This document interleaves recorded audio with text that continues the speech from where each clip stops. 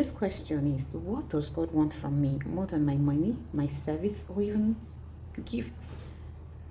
Matthew 22:37 to 38 answers the question. Hello and welcome to God's Will Revealed.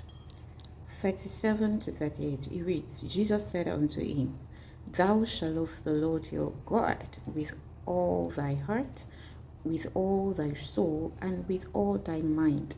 This is the first and great commandment. At first, when I was reading this, I was like, okay, thou shalt love the Lord thy God with all thy heart. We know what the heart stands for. That's not your heart, the part that does baby. No, it's talking about your spirit man, right? But he said with all thy soul. And then said again with all thy mind. And I was asking, so mind, soul, what's the difference? Well, it's not majorly about the difference, but the emphasis that your soul needs to love the Lord, because your mind is a part that functions from your soul. So that means here that Jesus was saying that loving him with all your mind means you are allowing his word to shape your thinking instead of being led by fear, by culture, emotions. That is, your mind is renewed with God's truth, which is the word. God never wants empty religious activities. He desires genuine relationship. You can choose to sing, to preach, to serve, and still miss what matters most if your heart is far from him, if your mind is far from him. Now, this is very important. Your love for God is not an attempt to earn his acceptance. We need to settle this.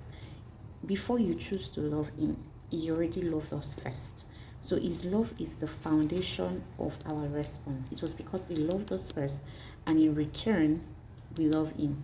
And not just loving him with our bodies, physical actions, but our heart and our soul. Loving him with all your heart means that he has the deepest affection, and nothing takes the first place in your life but God.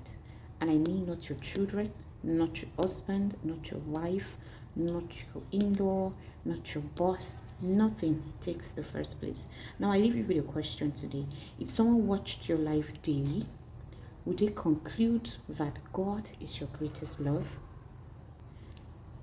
Because when God truly has your heart, obedience is no longer a burden. It becomes a joyful response to his love. I'd love to hear your feedback in the comment section.